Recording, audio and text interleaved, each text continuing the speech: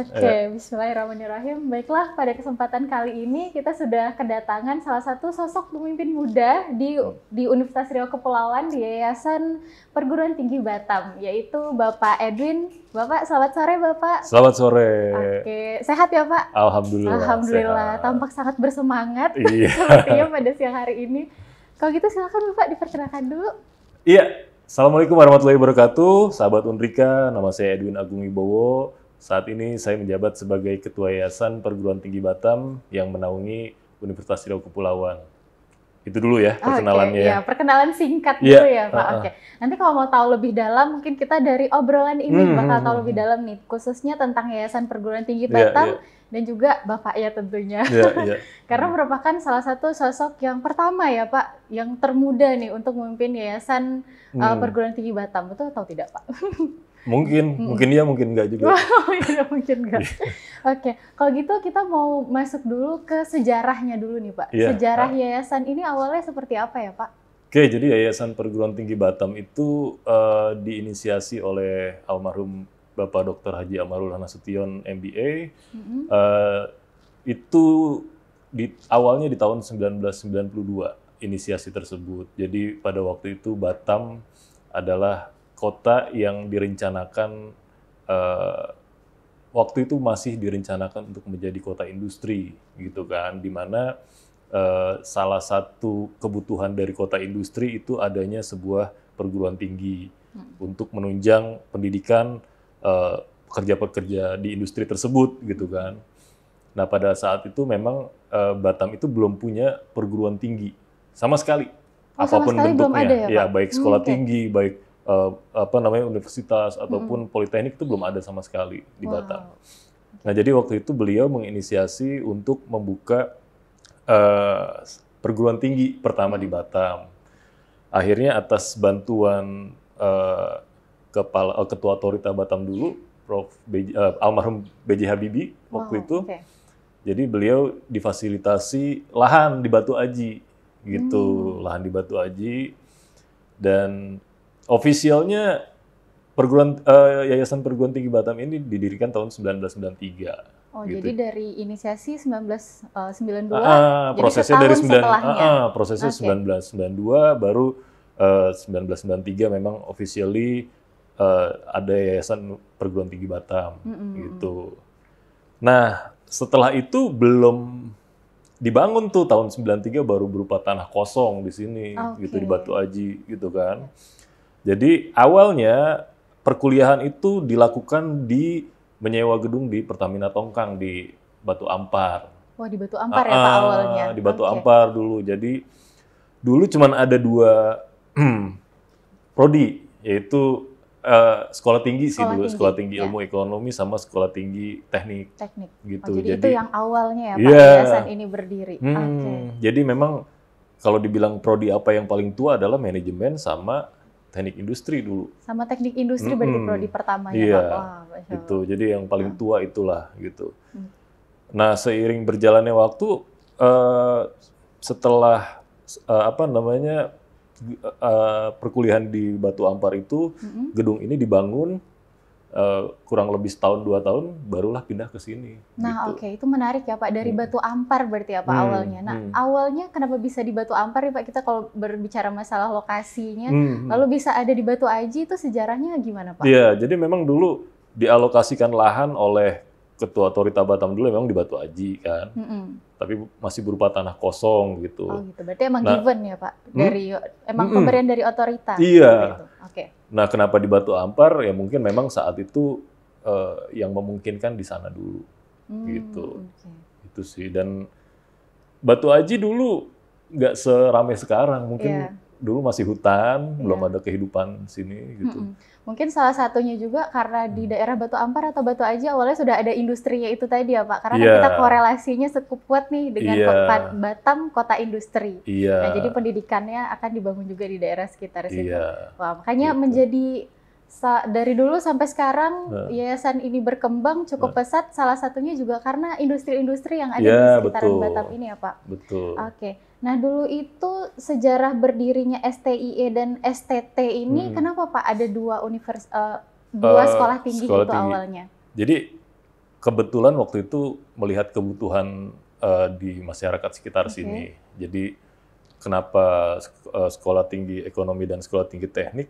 Karena dua bidang ilmu ini kurang lebih yang paling relevan gitu dengan kegiatan masyarakat di sini gitu, perekonomian dan industri. Jadi seperti tadi saya bilang, karena proyeksinya Batam daerah industri, maka memang sekolah tinggi teknik, terutama teknik industri itu sangat mendukung itu gitu. Dan dari segi manajemennya pun memang diperlukan keilmuan untuk memanage perusahaan, bisnis dan seperti itu. Nah, makanya mungkin dibuka STT dan STIE itu dulu. Nah. Oke, lalu pada akhirnya berkembang menjadi universitas nih Pak sekarang. Nah, perjalanan itu gimana tuh Pak sejarahnya? Jadi dari tahun 93 kemudian berubah menjadi universitas itu di tahun 2006 gitu. Dari tahun Kenapa 2006. Berubah jadi universitas? Karena ada penambahan beberapa prodi baru gitu kan. Jadi awalnya cuman teknik dan ekonomi. Kemudian di 2006 itu bertambah satu fakultas, jadi ada Fakultas Keguruan dan Ilmu Pendidikan, FKIP. Prodinya pun yang tadinya manajemen sama industri, sekarang di ekonomi ada manajemen dan akuntansi, ada studi pembangunan waktu itu. Terus di teknik pun ada teknik mesin, teknik elektro, dan teknik mesin, elektro, industri, arsitek, sipil, sipil. Arsitek belakangan. Oh, arsitek gitu. Udah yang paling terakhir masuk ya Pak. Gitu. Baru di FKIP udah ada prodi pendidikan biologi, pendidikan matematika, pendidikan bahasa Inggris, sama pendidikan sejarah. Gitu. Baru itu tuh 2006 karena udah banyak prodi, kita berubah melebur jadi universitas gitu. Jadi hal yang melatar belakanginya seperti itu ya Pak, akhirnya terbentuk universitas. Nah untuk itu kalau sekarang nih Pak, berkembangnya Universitas Riau Kepulauan sampai sekarang udah 30 tahun usianya. Nah pihak-pihak siapa saja sih Pak yang mendukung kesuksesan kita sampai sekarang ini? Ya sebenarnya seluruh stakeholder Unrika ya, stakeholder itu ya dari karyawan, dosen, tenaga pendidikan, mahasiswa, alumni, maupun pihak-pihak eksternal yang mensupport Unrika ya dari pemerintahan, swasta dan perusahaan-perusahaan yang bekerja sama dengan kita, dan juga masyarakat sekitar sini pun ikut berkontribusi besar dalam membangun Unrika ini gitu ya. Yang tadi yang awalnya cuman 2 prodi, yang sampai sekarang kita jadi 17 prodi. Ya udah 17 prodi gitu sangat berkembang ya Pak.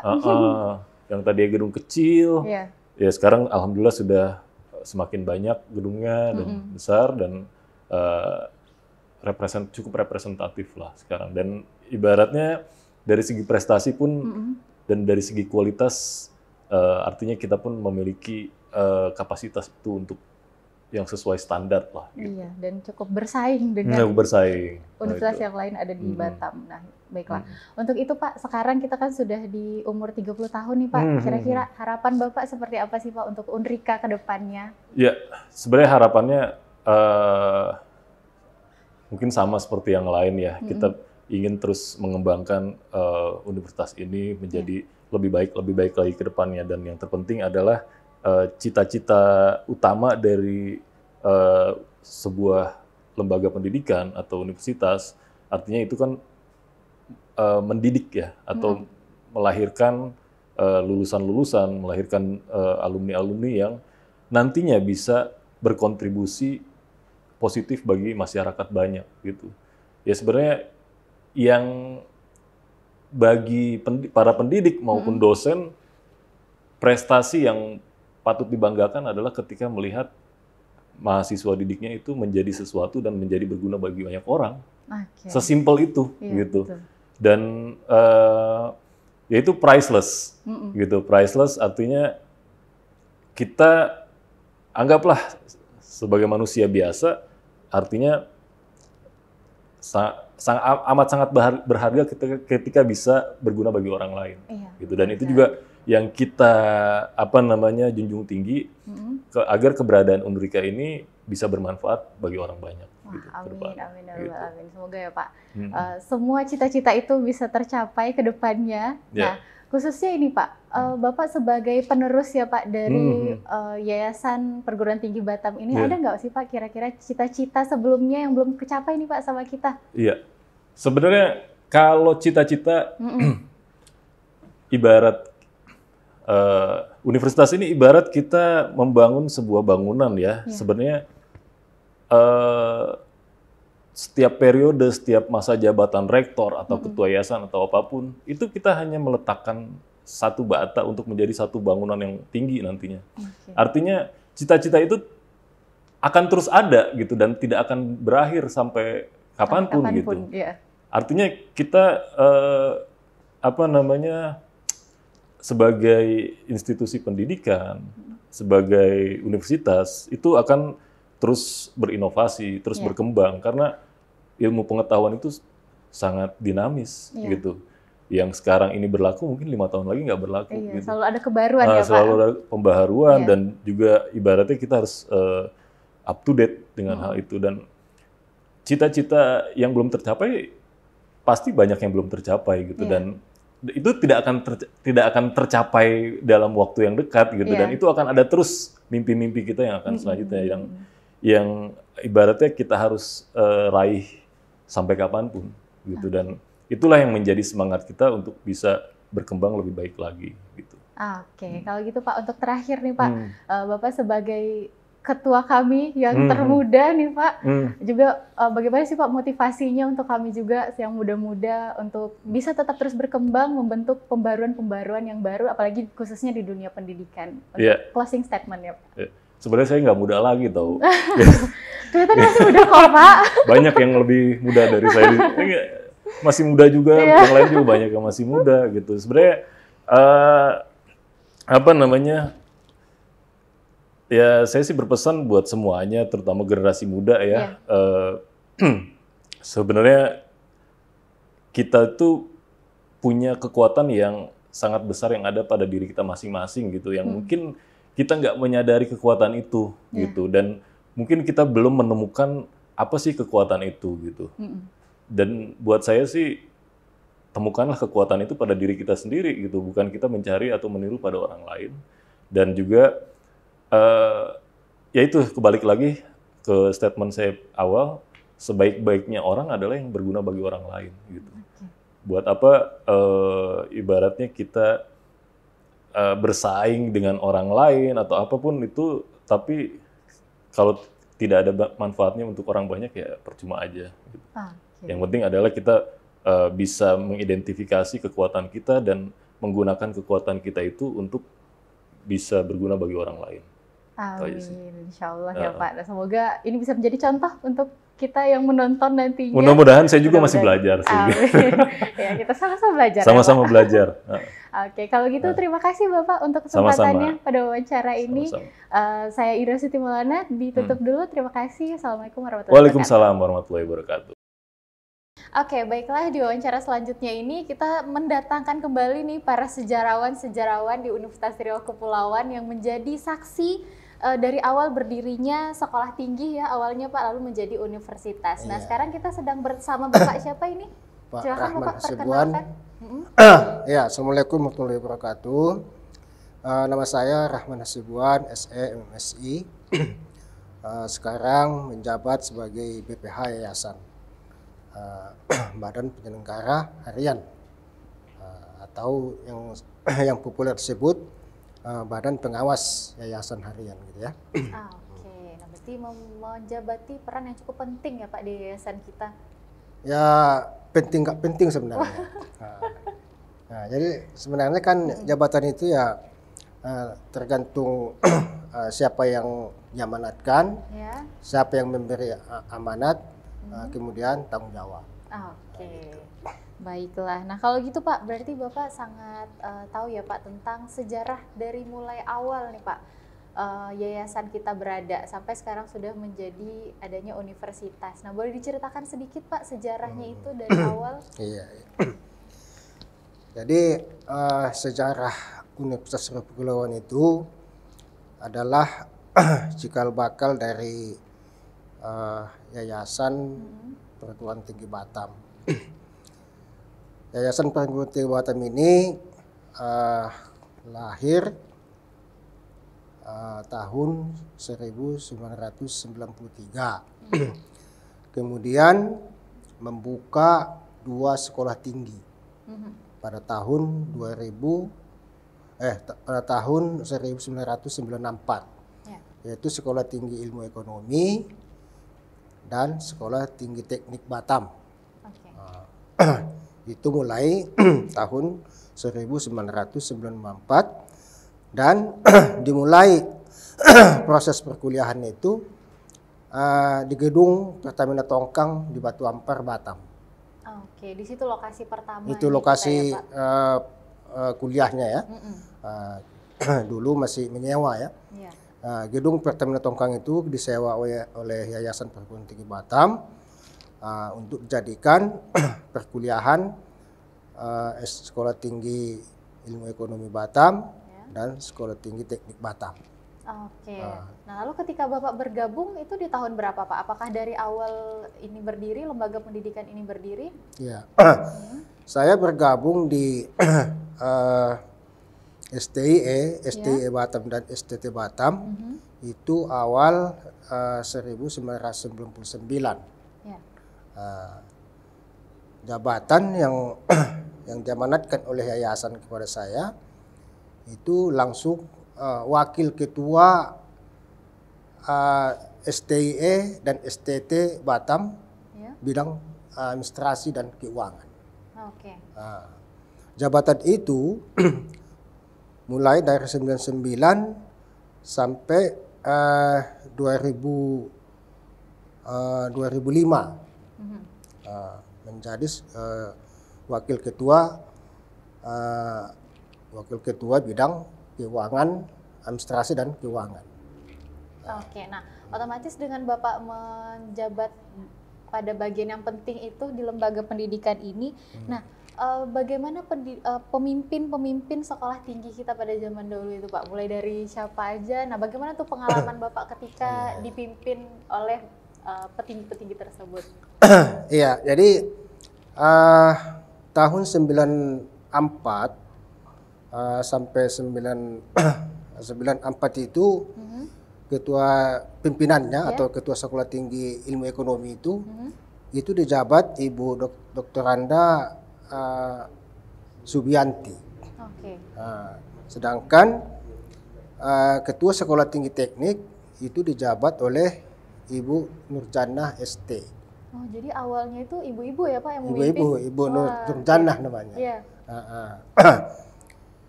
Itu sampai kalau ketua Sekolah Tinggi Ilmu Ekonomi itu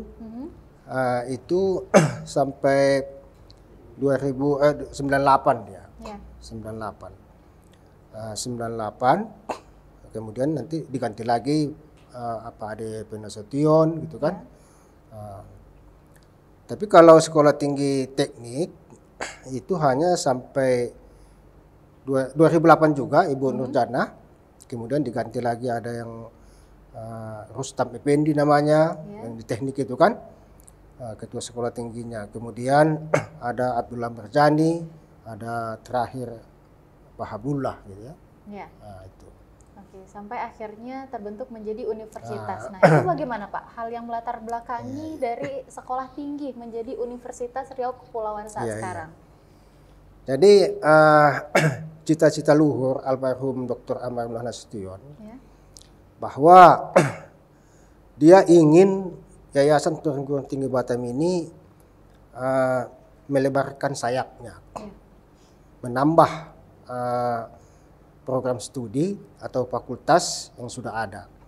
Karena menurut beliau waktu itu Sekolah Tinggi Ilmu Ekonomi dan Sekolah Tinggi Teknik Batam belum mengakomodir permintaan masyarakat tentang pendidikan, keinginan melanjutkan pendidikan tinggi. Ya. Maka di situ tercetuslah oleh beliau untuk membuka fakultas, menambah ya, untuk membuka fakultas keguruan, fakultas hukum, kemudian fakultas Fisipol gitu ya. Ya.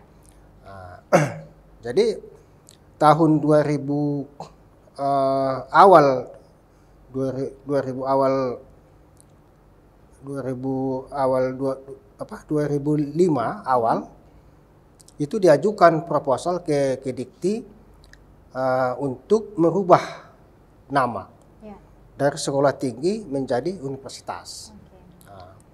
Kemudian proposal tadi, pengajuan proposal tadi ke Dikti, beberapa perbaikan-perbaikan. Kemudian dikembalikan, diperbaiki lagi.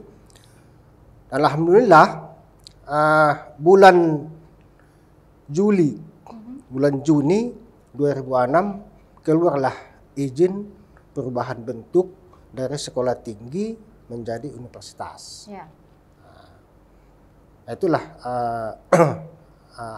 asal muasal ya, dari perubahan nama, dari sekolah tinggi ke universitas itu. Dari sekolah tinggi menjadi universitas. Seperti itu.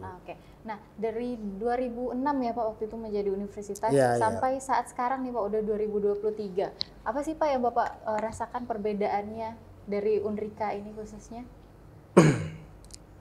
Kalau perbedaan ini perbedaan di sektor mana dulu ini? Ya mulai dari sektor pendidikannya yang ada di dalamnya, lalu banyaknya dosen ya Pak, sekarang makin tambah banyak, lalu banyak juga prodi-prodi saat sekarang juga berkembang. Nah itu bagaimana Pak? Kalau perubahan mungkin ya yang supaya kita fokus itu mungkin ke manajemennya ya, manajemennya.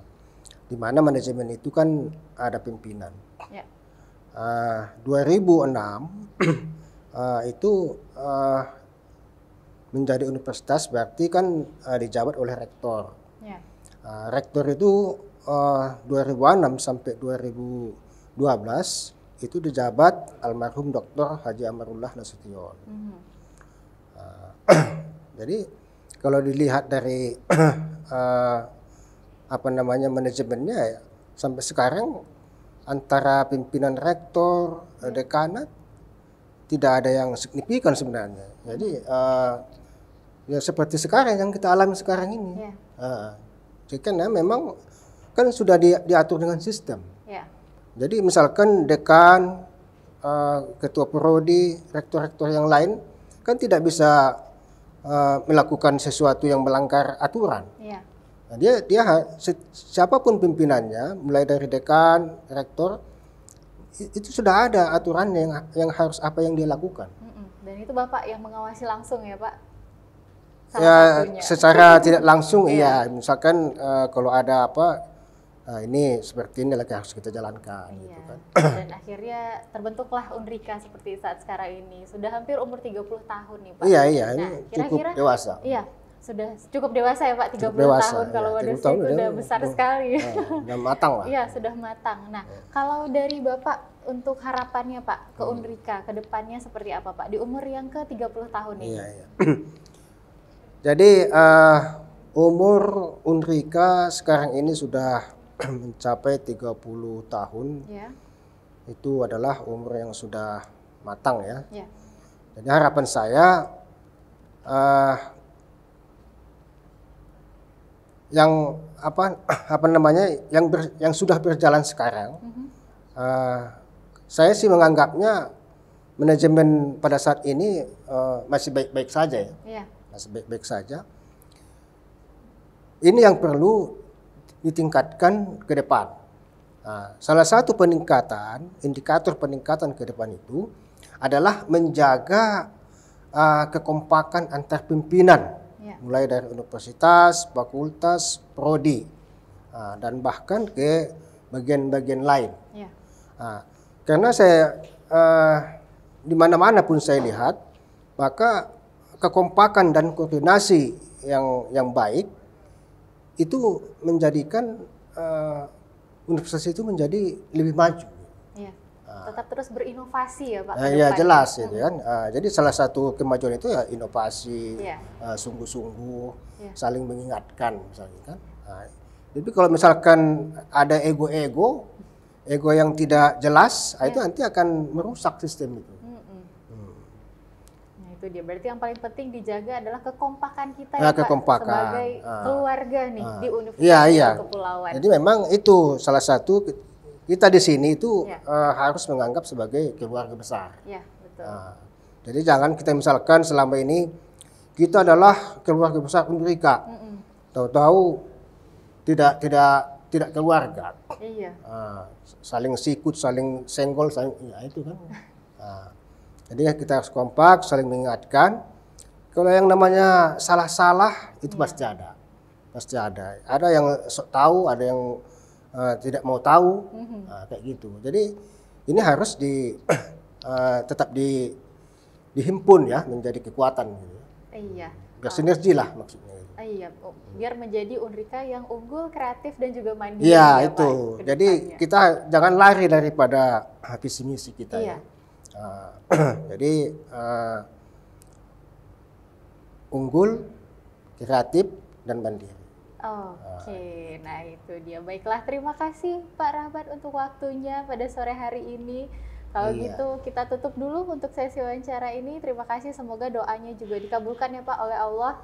Jadi Unrika ini tetap unggul, mandiri, unggul, kreatif dan mandiri. Amin, amin, ya Allah. Amin. Terima kasih Bapak. Selamat sore. Assalamualaikum warahmatullahi wabarakatuh. Waalaikumsalam warahmatullahi wabarakatuh. Baiklah, untuk wawancara selanjutnya ini kita kedatangan salah satu saksi sejarah nih, mulai dari awal berdirinya Universitas Riau Kepulauan. Nah kalau gitu langsung saja kita sambut Bunda. Nah, silakan Bunda. Bunda apa kabar di sore hari yang cerah ini? Alhamdulillah baik. Alhamdulillah baik. Indri apa kabar? Alhamdulillah baik juga Bun. Bunda, boleh nggak Bun kita perkenalan dulu, silahkan Bunda, biar semua teman-teman yang dengar ini lebih dekat lagi dengan salah satu saksi sejarah Universitas Riau Kepulauan. Silahkan Bunda, diperkenalkan dirinya. Halo, Assalamualaikum pemirsa TV Unrika. Perkenalkan, saya Rahmanidar, dosen dari Fakultas Hukum Universitas Riau Kepulauan. Oke. Nah itu dia.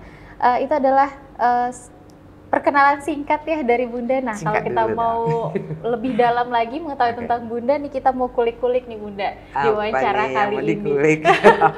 Nah, dari awal Bunda kan termasuk salah satu yang senior nih Bun di sini, khususnya di FH ya Bun, di Fakultas Hukum. Ya. Nah, awalnya itu pengalaman Bunda dari STT dulu ya katanya Bun, STT dan STIE dari sekolah tinggi sampai ke universitas sekarang ini.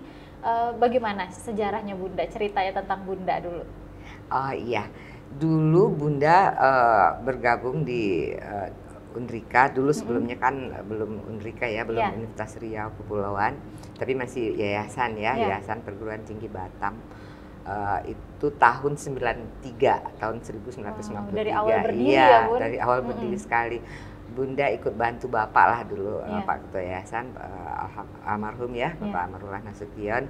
Jadi waktu itu Bunda ikut bergabung dan beliau bilang bantu ya Bapak bikin perguruan tinggi di Batam gitu kan. Nah mulai dari pendirian yayasan sampai membentuk sekolah tinggi, itu alhamdulillah Bunda ikut bantu Bapak dulu. Iya, waktu itu masih di Gedung Pertamina Tongkang di Batu Ampar waktu itu. Masih di Batu Ampar. Iya, masih sewa gedung ya kan, karena masih merintis Bapak waktu itu. Pertama itu belum universitas ya, jadi masih bentuk sekolah tinggi. Pertama itu dulu ada 2 sekolah tinggi yang dibentuk. Pertama sekolah tinggi ilmu ekonomi, kedua sekolah tinggi teknik. Nah lalu peran Bunda di dalam sekolah tinggi itu seperti apa Bun? Dulu Bunda dipercaya Bapak Kepala Biro Administrasi Umum, KBAU namanya dulu ya. Jadi yang ngurusin segala macam deh, mulai dari administrasi akademik sampai administrasi perkantoran waktu itu sama teman-teman yang lain juga. Ya masih sedikit waktu itu kita personilnya, ada Pak Manan itu ada juga waktu itu sudah bergabung. Ada teman-teman yang lain, Bunda ingat Pak Jalwin Maskal, ada penaan Bapak waktu itu Pak Dokter, Pak Insinyur Fajaril Amru. Nah, itu. Ada beberapa teman lagi yang bergabung, ada dosen siapa ya, Ibu Subianti, ada Pak Iman Lukita, banyak lah teman-teman waktu itu. Kalau nggak salah Pak Hablullah Wibisono juga teman-teman lama. Wah, itu yang membantu Bunda ya Bunda waktu itu. Pada saat menjabat sebagai Kepala Biro Administrasi namanya dulu itu. Wah, berarti Bunda merupakan orang kuncian juga nih Bun. Iya, bantu Bapak, karena diminta Bapak bantu gitu kan. Nah, waktu itu kan Bapak belum menetap di Batam, masih bolak-balik Jakarta, Medan, Batam. Jadi kita yang bantu beliau administrasinya di sini gitu lah. Nah kalau gitu berarti Bunda tahu sekali ya Bun sejarahnya dulu STIE dan STT Batam itu seperti apa Bun? Gimana Bun cerita zaman dulu tuh kayak gimana Bun kalau kita nostalgia lagi nih, suasananya dulu seperti apa? Mungkin tidak banyak juga yang udah tahu sih ya, yang diingat. Ya waktu itu karena tahun 93 itu Batam masih mulai ya dunia industri lah di Batam ya, jadi banyak mahasiswa pekerja-pekerja di bidang industri itu. Waktu itu Bapak sebenarnya belum bikin ini, tapi waktu itu ada MBA di masih di Nagoya Plaza Hotel waktu itu. Nah, karena lihat potensi mungkin Bapak waktu itu kita cerita, Bapak ada pikiran tuh bikin universitas di Batam gitu kan. Jadi memang berangkat dari potensi yang ada di Batam. Jadi banyak calon mahasiswanya ini kata Bapak. Berarti Bapak sangat lihai ya Bu dalam melihat potensi-potensi yang ada di sekitar. Satu itu, kedua Bapak itu perhatiannya terhadap dunia pendidikan tuh sangat tinggi sekali. Jadi kalau kita duduk sama beliau tuh cerita itu soal-soal pendidikan gitu loh. Karena memang beliau tuh ya perhatiannya tinggi dan suka melihat anak-anak muda yang belajar gitu loh. Saya pun dulu waktu itu kan masih umur 26 tahun. Tetap disupport Bapak waktu itu. Ya masih muda sekali kan waktu selesai kuliah gabung gitu. Jadi waktu itu memperkenalkan ini pertama kali ke masyarakat Batam itu memang ya kerja keras lah ya. Bagaimana jadi, Bun challenge-nya? Jadi kita cari mahasiswa itu dari ciri-cirinya dulu ya. Ya orang kan belum tahu kita, orang taunya Batam kota industri, orang datang ke Batam bekerja gitu kan. Nah, Bapak justru di situ lihat ada potensi dapat mahasiswa kan. Nah, jadi kita nyari mahasiswanya itu door to door. Oh gitu Bun, didatangin. Didatangin ke kayak ke Muka Kuning gitu kan. Nah, ke industri. Ada Tunas Karya itu yang agensi tenaga kerja itu kan. Nah, itu nanti kita sudah bikin brosur waktu itu. Jadi disampaikan dan langsung lobby juga. Nah, itu banyak kita dapat mahasiswa dari situ. Terus ke Pemko. Waktu itu belum ada Pemko, adanya BP Batam waktu itu ya. Otorita Batam gitu waktu itu. Nah, itu kita juga datangin waktu itu. Berarti Bunda masih ketemu sama Bapak B.J. Habibie? Masih. Waktu itu kan beliau juga yang backup Bapak di sini. Ya dari beliau mendukung lah waktu itu kan. Jadi dukungan karena ini yang pertama dulu ya PTB. Kedua ya hampir bersamaan lah sama Yayasan Ibnu Sina. Ya kan bersamaan dulu. Teman Bapak juga itu yang bikin dulu itu. Jadi orang ini bersaing juga kan. Bersaing dalam hal kebaikan ya sama-sama bikin perguruan tinggi kan. Jadi ya didukung lah oleh Pak Habibie waktu itu, apalagi Bu Ainun waktu itu sangat mendukung sekali tuh. Jadi ya alhamdulillah waktu itu yang angkatan pertama itu kita dapat 2 kelas itu, 2 kelas tahun 93 itu. Satu kelas tuh kira-kira berapa orang tuh Bun? Lumayan loh dulu 30-an juga lah. Kalau yang ekonomi kayaknya lebih banyak dulu itu. Iya, lumayan lah dapat 2 kelas kan. Itu dapatnya door to door. Door to door. Perjuangan ya Bun. Oh iya, itu saksinya dulu Pak Iman Lukita tuh juga bantu dulu. Kami jalan kadang kan hari kerja itu jadi jumpain itu agensi di Muka Kuning, Betu Ampar juga itu yang ada komplek industri lah. Seperti itu dulu cari mahasiswanya. Menarik. Nah, jadi dari dulu itu dari STT dan STIE ya Bun, lalu sekarang berkembang menjadi universitas nih Bun, bahkan umurnya sudah hampir 30 tahun. Betul, nah, alhamdulillah kalau banget. untuk proses perubahannya itu Bun, proses perubahannya dari STT, STIE, dari sekolah tinggi ke universitas itu bagaimana sejarahnya Bun? Dulu Bunda sebenarnya tidak mengikuti keseluruhan ya, karena pernah break juga dari kampus ya waktu itu. Bunda break, jadi ya kampus kan pindah nih ke sini dan dapat jatah lahan dari BP Batam ya. memang kan animo masyarakat Batam, terutama yang di dunia kerja itu kan umurnya angkatan muda ya. Jadi lama-lama itu banyak mahasiswanya. Nah, ya, pindah ke sini dan akhirnya ya terbentuk beberapa fakultas kan. Lama-lama kan jadi universitas gitu loh. Betul. Dan tahun 2009 beberapa tahun sebelumnya Bunda kan mundur ya karena dari kampus karena ada bentuk usaha keluarga waktu itu ya. Nah tahun 2009 itu karena Bapak ada ide bikin fakultas hukum, Bunda masuk lagi. Oh gitu. Oh jadi itu proses masuknya Bunda lagi ya pas mau membuat fakultas hukum. Nah itu tahun berapa tuh Bun? 2009. 2009. Iya, masuk lagi. Nah, sampai sekarang menjadi universitas yang sudah sangat berkembang, maju, unggul, kreatif dan mandiri ya Bun, insya Allah.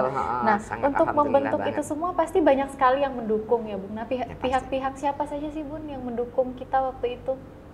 Ya, Bunda rasa semua pihak mendukung lah ya, termasuk pemerintah daerah mendukung ya dengan disediakannya lahan. Termasuk teman-teman dosen semua mendukung lah ya. Bukan main lah rasanya, karena kalau ingat pertama dulu kita di biro administrasi itu masih menggunakan mesin ketik gitu.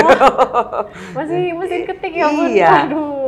Jadi apa ya, sesuatu banget lah. Jadi tiga zaman itu ya, zaman mesin ketik, zaman komputer biasa, sekarang ke zaman digital. Sekarang ke zaman digital kan, internet. Jadi betul-betul perkembangannya luar biasa. Dan gedung kita dulu dari kata orang tuh kayak kan tercamat katanya gitu. Saya bilang lihat aja nanti gitu kan. Alhamdulillah kan sekarang bukan main ya perkembangannya. Iya, bukan main, kita besarnya, lalu banyaknya mahasiswa dan dosen-dosen juga banyak sekali. Betul. Sekarang udah 5 fakultas kan. Nah, jadi alhamdulillah sudah memenuhi semua harapan dari teman-teman yang dari awal dulu lah. Ya kita dulu karena cuma ada 2 STT itu, ya mudah-mudahan nanti ke depan jadi universitas. Ternyata terkabul gitu ya. Harapan Bapak itu betul-betul terkabul lah gitu loh. Jadi semua mendukung lah, semua mendukung gitu loh. Apalagi dukungan langsungnya juga dari Pak B.J. Habibie ya Bun. Iya, di awal-awal nomor 1 dulunya di Indonesia. Betul. Oke, nah terus Bun, ini kita sekarang sudah 30 tahun. Nah Bunda ada harapan nggak sih untuk Universitas Riau Kepulauan di beberapa tahun yang akan datang? Silahkan. Ya pastilah ya, kita ada harapannya seperti apa harapan kita dulu ya, tetap seperti itu. Mudah-mudahan kampus ini semakin berkembang ya, semakin maju gitu loh. Mahasiswanya semakin banyak dan semakin berkualitas gitu ya. Apalagi kan bangga kita di luar itu ya, khusus nih karena Bunda di Fakultas Hukum ya, sudah banyak alumninya. Bangga loh di luar kan, kebetulan Bunda lawyer juga ya kan. Nah di luar itu ketemu alumni-alumni sudah pada jadi lawyer gitu ya, pada jadi perwira, aduh bangga sekali gitu loh. Mudah-mudahan di fakultas lain juga begitu ya, semakin ramai mahasiswanya, semakin berkembang dan sesuai visi misi kita ya, mudah-mudahan menjadi manusia-manusia unggul di luarnya gitu loh. Pastinya unggul, kreatif dan mandiri ya, betul. Dan itu semua melahirkan insan-insan yang mandiri gitu ya, dan mampu menjadi solusi di tengah masyarakat, di tengah dan itu semua salah satunya, salah satunya karena Universitas Riau Kepulauan juga. Betul, mudah-mudahan bisa membantu pemerintah daerah untuk membangun Kepri gitu ya. Oke, amin, amin ya rabbal alamin. Terima kasih ya Bun untuk wawancara di sore hari yang cerah ini, lalu motivasinya dan doa-doanya untuk Universitas Riau Kepulauan. Sama-sama, terima kasih. Iya, semoga kita selalu menjadi yang terbaik untuk Batam khususnya dan Indonesia. Semoga. Oke, terima kasih Bunda. Terima kasih sudah mengundang Bunda. Iya. Waalaikumsalam warahmatullahi wabarakatuh. Oke, baiklah. Selamat malam Bapak. Assalamualaikum warahmatullahi wabarakatuh. Waalaikumsalam warahmatullahi wabarakatuh. Gimana Bapak kabarnya? Baik? Alhamdulillah luar biasa. Baik. Alhamdulillah. Kemarin habis perjalanan panjang ya Pak? Iya, alhamdulillah. Lancar perjalanannya Pak? Alhamdulillah lancar. Alhamdulillah. Nah, sekarang ini kita akan minta sedikit cerita nih Pak dari Bapak, karena Bapak merupakan salah satu saksi sejarah ya Pak, berdirinya Universitas Riau Kepulauan ini sampai sekarang udah berumur 30 tahun. Alhamdulillah. Nah, kalau gitu saya mau minta cerita sedikit dulu nih Pak tentang sejarah awalnya ini sebelum jadi universitas. Gimana ya Pak tentang kampus kita? Jadi kampus ini dulunya adalah 2 sekolah tinggi, yaitu sekolah tinggi teknik Batam dan sekolah tinggi ilmu ekonomi Batam. Nah, dua jurusan ini berarti dua sekolah tinggi ya. Jadi masing-masing sekolah tinggi. Pertamanya berdiri menempati suatu gedung di Batu Ampar sana, gedung Pertamina Tongkang. Ya, karena kita belum punya gedung sendiri untuk tahun-tahun pertama, jadi menyewa di sana. Ya, berarti awalnya di Batu Ampar. Batu Ampar dulu. Baru di sini. Ya. Oke, lanjut kemudian setelah itu yayasan mendapatkan tanah di Batu Aji, sehingga dibangunlah dua gedung. Gedung Sekolah Tinggi Teknik Batam dan Sekolah Tinggi Ilmu Ekonomi. Yang sekarang bekasnya itu gedung teknik sebelah sana itu adalah gedung Teknik Batam, ya. Jadi kampus ruang BAK Teknik, ya. Yang di sebelah sana itu adalah Teknik STT Batam.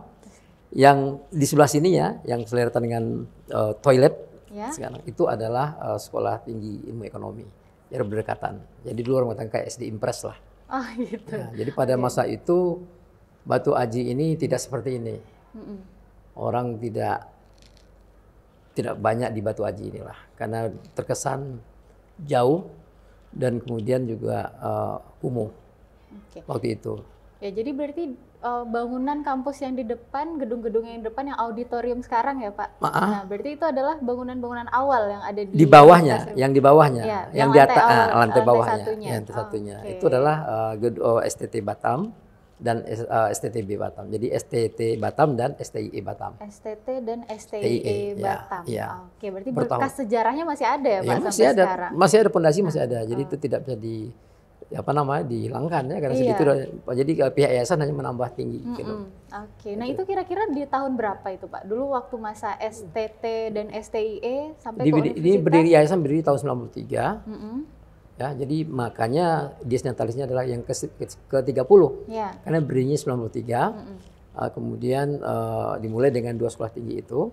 Nah, lulusan pertamanya berasal dari kampus di sini ya. Setelah berada di sini, kampus di sini.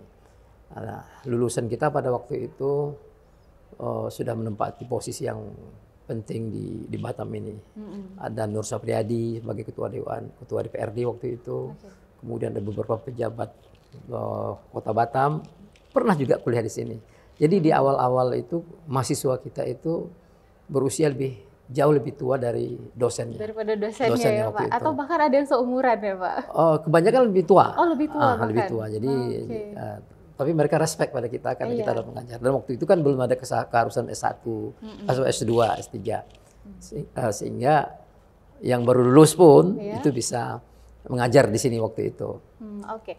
Kalau dulu itu memang adalah STT dan STIE. Nah, pada akhirnya itu yang melatar belakangi terbentuknya universitas itu dari apa Pak? Jadi Bapak Ketua Yayasan kita almarhum ya, Pak Amarullah rahimahullah ini, visioner dia. Dia visioner. Dia kalau datang ke Batam dia bercerita kita akan buat seperti ini. Jadi kita dosen-dosen waktu itu menyambut dengan baik. Lalu kalau gitu kita bergeraklah sebenarnya. Kita bilang kita bergerak. Kita lebur ini dua sekolah tinggi ini dan tambah dengan jurusan-jurusan lain sehingga kita bisa menjadi universitas. Nah, kebetulan beliau ini memiliki koneksi yang baik di pusat juga ya kan, Pak Amarullah ini. Sehingga mereka melakukan pengurusan untuk menjadikan kedua sekolah tinggi ini menjadi universitas. Jadi pada tahun 2005 akhirnya menjadilah Universitas Riau Kepulauan. Nah, jadi di awalnya sebelum menjadi universitas itu adalah dua sekolah tinggi ini. Lalu suatu hari saya sedang berkantor di kampus ini, Pak Rahman bilang ke saya, Bapak Ketua Sekolah Tinggi Ilmu Keguruan. Hah, saya bilang, saya adalah Puket 1 teknik. Sekarang Bapak adalah Sekolah Tinggi Ilmu Keguruan. Bagaimana maksudnya? Karena yayasan telah membuat Sekolah Tinggi Ilmu Keguruan, STQ. Jadi Bapak buatlah kurikulumnya, silabusnya. Ya, jadi saya ngerjakan, saya orang teknik ngerjain. Jadi seluruh FKIP itu dulu saya yang jadi jadi dekannya dulu. Oke, berarti itu pada saat udah masuk ke universitas? Belum, masih belum ya. Belum. Setelah itu, ya sekolah tinggi. Setelah itu dia berubah menjadi sekolah Jadi Universitas Riau Kepulauan. Jadi awalnya itu ada tiga tapi sebentar saja. Ya. Sebentar saja. Jadi setelah saya diangkat jadi ketua sekolah tinggi ekip tadi, sekolah tinggi ekip tadi, stekip tadi, tidak lama setelah itu kita mengangkat Bapak Ibnu Majah, itu adalah pejabat dinas pendidikan untuk menjadi ketuanya, ketua sekolah tinggi itu. Nggak lama setelah itu keluarlah SK universitas dengan jurusan dengan fakultas teknik, fakultas ekonomi, kemudian fakultas pertanian juga ada, kemudian fakultas ilmu pendidikan, ya, FK. Itu terjadi pada saat itu. Oke, jadi di awal-awal universitas ada 4 fakultas itu ya Pak? Ada 4, bahkan ada pertanian waktu itu, ya. Karena waktu itu kita Batam ini perlu dikembangkan pertanian, ya, betul. Gitu. Tapi itu kemudian direview karena tidak artinya tidak menarik perhatian minat dari mahasiswa, jadi tidak diadakan lagi. Oke, oh ya makanya sekarang nggak ada lagi ya Pak fakultas untuk pertanian itu. Nah oke, baiklah. Nah kalau zaman dulu itu Pak, ketika dia akan berdirinya universitas, pihak-pihak mana saja sih Pak yang mendukung Universitas Riau Kepulauan ini akhirnya bisa berdiri? Hampir semua stakeholder yang ada di Batam mendukung. Mendukung karena kita butuh sebagai kota yang berkembang, kita butuh universitas. Iya, betul. Jadi pendirian universitas ini kita adalah termasuk sekolah tinggi ataupun institusi pendidikan tinggi pertama di Batam. Sebelum bermunculan sekolah tinggi yang lain, universitas yang lain. Jadi Pak Amarullah bertemu dengan Pak B.J. Habibie. Ya. Dan mereka bertemu ya, karena B.J. Habibie adalah ketua otorita Batam. Ya. Jadi waktu itu ada ketua otorita Batam dan beliau menyampaikan rencana untuk membuat sekolah tinggi ini, dan Pak Habibie sangat mendukung sekali. Jadi sehingga pengurusnya pun mudah, makanya mendapat tanah dan sebagainya. Karena Pak Habibie punya konsen bahwa kota yang bagus itu harus ada universitasnya. Karena waktu itu kita masih menginduk ke Riau, kita nggak ada universitas negeri ya. Iya, betul. Kita bentuk universitas waktu itu. Pak Amarullah ini dengan semangatnya melakukan pengurusan itu dan akhirnya ya itu kita berdiri. Jadi kita mulai berdiri tahun 93, terus sampai tahun 2005 kita ada sekolah tinggi, 2 sekolah tinggi dan seterusnya jadi universitas. Nah, oke. Nah, kalau untuk masa kepemimpinan nih Pak, dari zaman sekolah tinggi dulu sampai ke zaman universitas ini, Bapak pasti tahu ya Pak siapa-siapa? Oh ya, berganti-ganti lah ya, kan sekolah tinggi kita pernah ya dulu pernah Pak Kabulullah Wibisono yang dulu pernah jadi ketua dewan.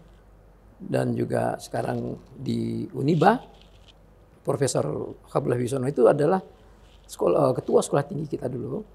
Untuk terus, sekolah tinggi keduanya Pak? Enggak, teknik. Oh, teknik. Nah, kalau yang ekonomi berbagai juga, di antaranya ada Pak Ade Nasution, nanti juga sebagai ketua sekolah tinggi beberapa tahun beliau.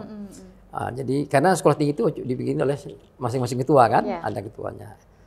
Kemudian juga Pak Abdul Merjani. Kemudian nanti berganti lagi dengan yang yang awal sekali adalah seorang ibu, Bu Nur namanya, Bu Nur. Jadi itu menggerakkan menjadi sebagai ketua sekolah tinggi teknik Batam waktu itu. Qadarullah usianya nggak panjang, lalu berganti kepada Pak Merjani. Setelah itu Pak Kabulullah Wibisono, setelah Pak Merjani lagi, dan saya selalu jadi puket. Pembantu ketua. Nah itu berapa tahun saya jadi jabatan saya pembantu ketua terus. Sampai akhirnya berubah menjadi universitas. Iya, pas di universitas. Ya, jadi tahun 93 sampai tahun 2005. Lumayan kan? Lama, 12 tahun kan? Wah, 12 tahun. Dan waktu itu mahasiswa kita itu tadi senior-senior dari kita. Dan kesulitan challenge yang saya hadapi karena saya sebagai puket mencari dosen. Waktu itu mencari dosen itu susah. Oh, di Batam ini khususnya di Batam ya, Pak? Saya harus nyari mana mereka engineer di PT-PT itu. Saya bujuk mau nggak jadi dosen di Unrika di Sekolah Tinggi Teknik Batam. Saya nggak biasa, saya ajarin bagaimana mengajar gitu kan. Jadi kayak Pak Dadang Redantan, Pak Agusri, Misamsu, itu awal-awalnya saya paksa ngajar sana. Saya nggak bisa Pak, ikuti, kamu intip saya ngajar, kamu lakukan. Nah begitu dulu kita membina, karena susah mencari dosen pengajar waktu itu, tidak seperti sekarang gitu kan.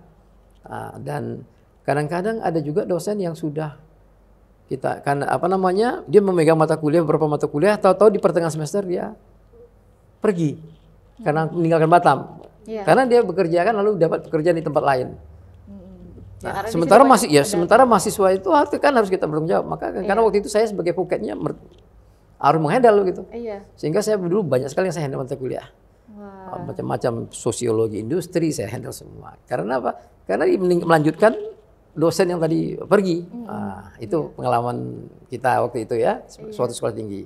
Wah, berarti cukup panjang ya Pak, Bapak mengikuti Universitas Riau Kepulauan. Iya, kita mengikuti waktu-waktunya gitu. Semua cerita bahagia dan dukanya kita ada di sinilah. Jadi ini tempat institusi ini tidak mungkin.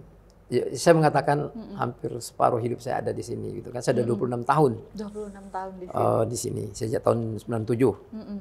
Ya, sampai hari ini jadi saya sudah 20 tahun, usia saya 54, akan hampir separuh hidup saya ada di kampus ini.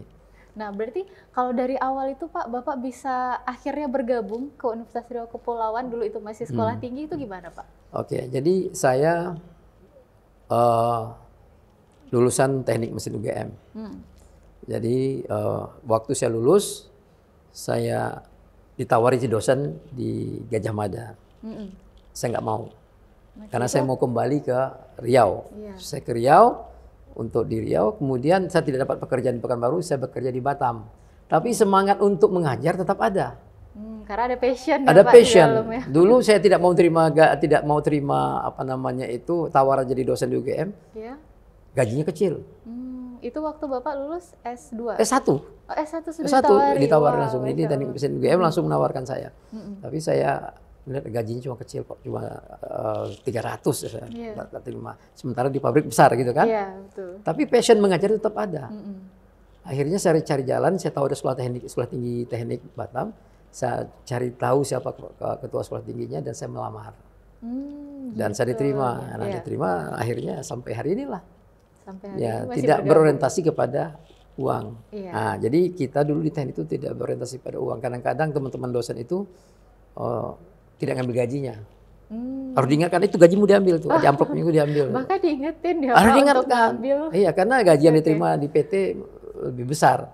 Cuma keinginan mereka untuk sharing ilmu itu tinggi. Nah, jadi mereka ada dosen yang datangnya ke sini itu cuma satu mata kuliah saja. Waktu itu honornya satu SKS itu 12.000. 12.000 satu mata kuliah. Iya, satu mata kuliah. Sementara ongkosnya ke sini lebih dari itu. Jadi dia bukannya dapat untung, tapi dia malah harus nombok gitu. Tapi dia senang. Iya, ada semangat. Ada semangat itu. Nah, itu juga yang ada di Bapak. Jadi kita tidak mau melihat angka uang waktu itu. Kita ingin agar ilmu yang kita pelajari itu tetap bisa bertahan, karena sering disampaikan gitu. Nah, itu yang memotivasi kita. Saya dulu jalan kaki ke sini, kendaraan belum ramai di sini. Nah, jadi bahkan katanya Batu Aji masih sepi ya Pak? Iya tadi, maka orang katakan istilahnya tempat jin buang anak. Gitu. Karena sepi sekali kan. Jadi kalau saya ngajar pulang dari kerja, turunnya di sana, naik kendaraan umum, turun di jalan sana, jalan kaki ke sini. Oh, karena nggak ada kendaraan, jalan sini ke sini ngajar gitu kan. Sampai selesai malam dua mata kuliah, dan itu pulang jalan kaki lagi gitu.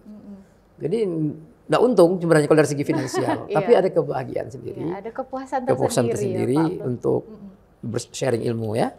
Sampai hari ini kita tidak mempermasalahkan itu. Bahkan udah sampai 26 tahun tadi ya Pak di sini. Nah, udah sampai 26 tahun itu dari tahun awal Bapak di sini kan itu sudah panjang sekali ya Pak. Nah, pada akhirnya yang membuat Bapak bisa terus bertahan selain untuk sharing ilmu tadi, masa depan apa sih yang Bapak lihat untuk Undrika waktu itu pas Bapak lihat mungkin di 5 tahun pertama lah Bapak bergabung? Yang saya lihat adalah suatu hari nanti ketika saya berhadapan dengan Tuhan saya, dia akan tanya untuk apa umurmu? Kan kita bilang untuk berbagi ilmu gitu kan. Dan kita ngajar itu tidak hanya semata-mata pelajaran yang kita ajarkan, matematik umpamanya. Saya ngajar matematika, mekanika teknik, kinematik. Saya juga menyampaikan hal-hal pesan-pesan kebaikan yang diajarkan di agama. Mana tahu satu dari sekian puluh mahasiswa yang hadir di kelas kita itu menerima itu dan menerapkannya. Maka itu kan menjadi amal jariah bagi kita. Jadi saya melihatnya ke situ. Jadi ini adalah untuk bekal saya di akhirat nanti. Jadi kita lebih ke arah situ pola berpikirnya. Jadi teman-teman di teknik itu mereka waktu itu Kalau nerima gaji itu ketawa aja dia. Tapi ya itu happy, tetap besok masuk aja. Iya, karena ada niat yang mulia itu ya Pak, karena kita juga itu kami sebagai dulu gitu. dosen, guru, itu kan sama. Iya, jadi kami gitu dulu semangat kami. Iya. Dan kalau kita tenaga pengajar nggak banyak waktu itu saya katakan ya, tenaga pengajar nggak banyak, sehingga mata kuliah itu berapa orang itu menghandle berapa mata kuliah.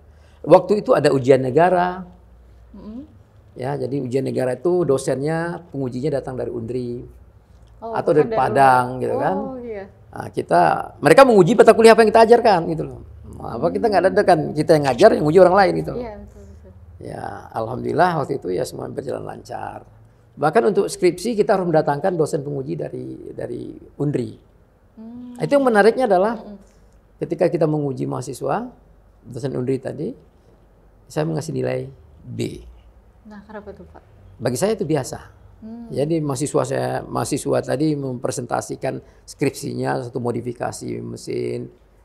Karena saya orang industri, saya melihat itu hal yang biasa. Tapi bagi dosen yang dari UNDRI tadi mengatakan itu luar biasa. Jadi Pak ini harusnya A, bukan B. Ya oke, saya ganti A. Oke, berarti itu salah satu perbedaan. Perbedaan karena ya, kita Pak? di sini tuh dosen-dosennya dosen praktisi. Iya. Jadi apa yang disampaikan itu sudah dia kerjakan. Jadi teori ditambah dengan praktek itu bersatu sehingga menjadi kuat. Jadi mahasiswa bertanya, kita bisa menjelaskannya ini loh pelaksanaan di lapangan. Iya, langsung ke pelaksanaan realnya seperti real. apa, tidak hanya teori. Tidak teori. Jadi kita sudah mengerjakannya, melakukan. Jadi dosen saya pernah dulu satu pengalaman mahasiswa saya itu saya ngasih mata kuliah tentang pengelasan, saya kasih dia nilai C. Dia nggak terima. Dia protes ke saya di sini Pak bekerja sebagai welder sudah sekian belas tahun. Kok Bapak kasih nilai saya C? Ya karena kamu tidak bisa menjawab pertanyaan saya. Tidak sesuai dengan apa yang harusnya. Oh saya nggak terima, kata dia. Ya, terus saya akan tanyakan kepada engineer saya. Engineer di tempat dia kerja kan? Oh ya silakan. Malah jadiin perbandingan. Dia dibandingkan dia. Nah, setelah beberapa waktu dia cari saya, mahasiswa tadi, dan dia minta maaf. Untuk apa kamu minta maaf? Iya Pak, ternyata Bapak benar. Saya bilang kalau engineermu itu kuliah, ya dia sama. Karena itu teori, saya bilang. Iya, pasti akan ya, sama. Saya bilang, kita bukunya sama, saya bilang kan. Nah, itu contohnya. Mahasiswa kita itu challenging karena mereka bekerja ya. Nah, kita dianggapnya orang yang masih punya pengalaman. Nah, itu dulu. Iya. Nah, itu. Jadi sudah banyak sekali ya Pak sejarah, bahkan Bapak juga menjadi saksi sejarah bagi Universitas Riau Kepulauan ini. Nah, sekarang kan Universitas Riau Kepulauan sudah 30 tahun nih Pak.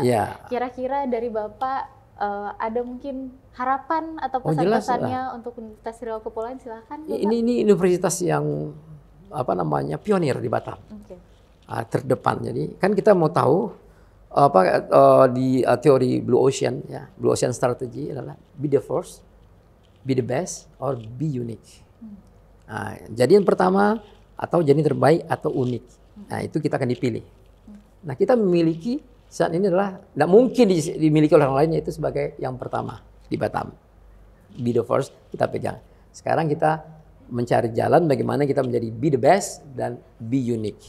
Nah, inilah yang menjadi challenge bagi kita semua pimpinan di universitas ini, bagaimana menjadikan kampus ini menjadi kampus yang unik. Ada program-program yang tidak ditemukan tempat lain gitu loh. Nah ini seperti sekarang kita punya digital marketing, kan itu suatu hal yang menarik, yang baru. Kita olah menjadi hal yang unik. Jadi orang tidak ada lagi pikiran tempat lain kecuali Nurika. Kalau saya berharap Nurika insya Allah akan tetap bertahan, bertahan eksis.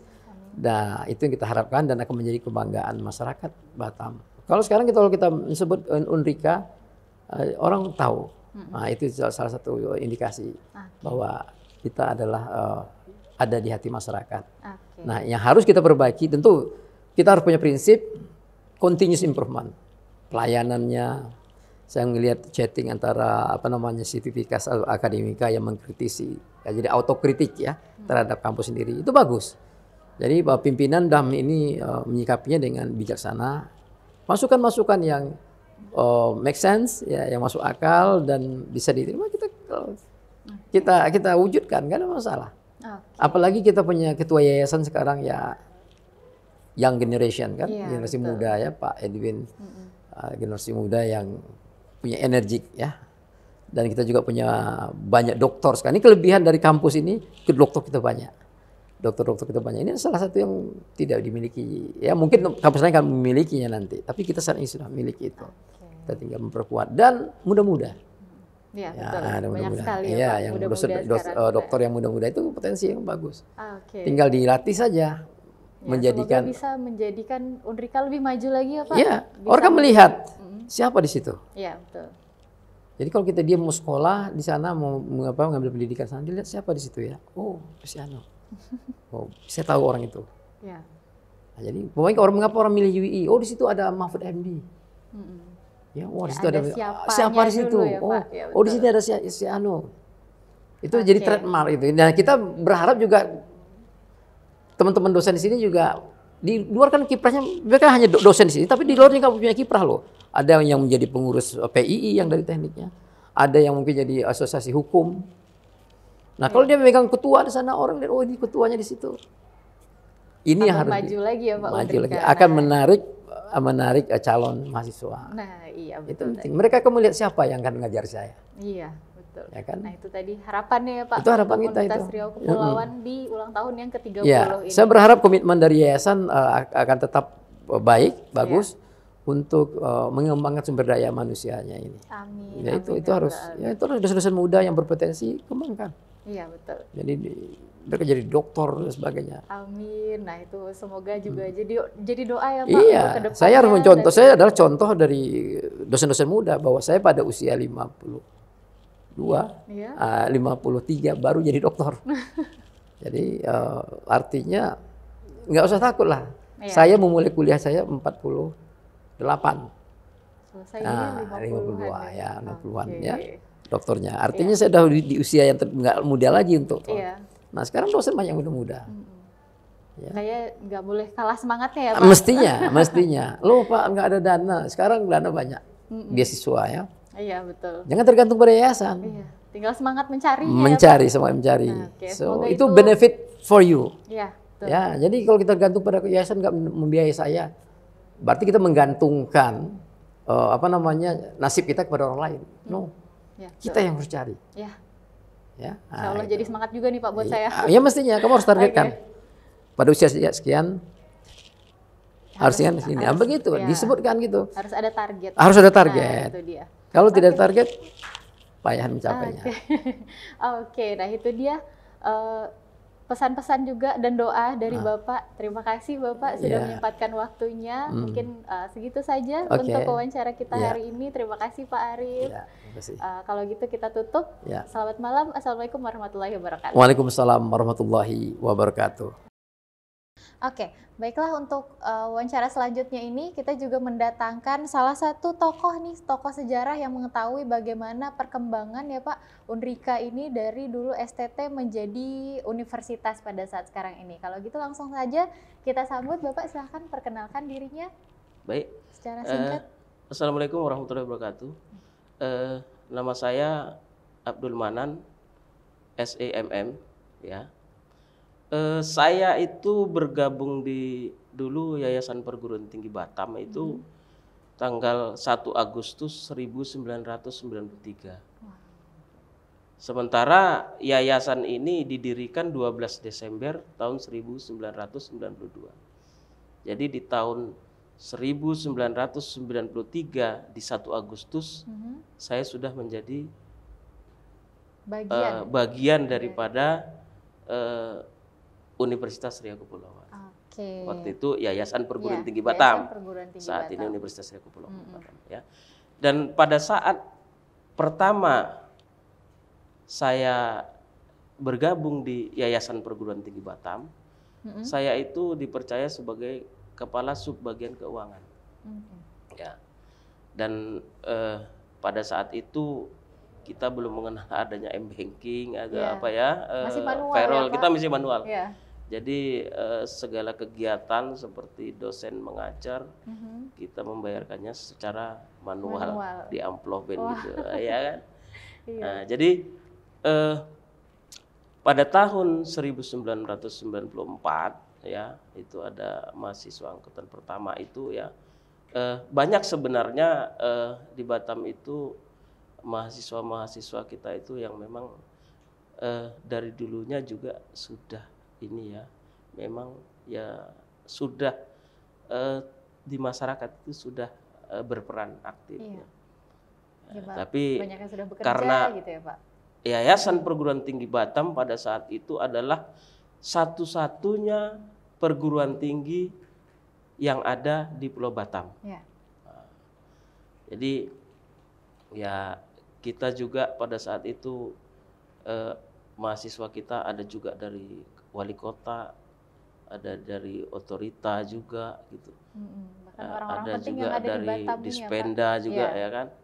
Kalau boleh saya sebutkan satu-satu ya, salah satu di antara mereka dulu ketua DPRD Kota Batam M. Nur Sapriyadi itu juga alumni, Pak? Alumni kita. Oke, alumni iya. ternyata. Iya, jadi termasuk ada kebetulan orang tua daripada dosen kita pendidikan biologi, orang tua dari Ibu Feni Agustina itu atas nama Bapak Rajali Kidam Ahmad itu adalah mahasiswa kita.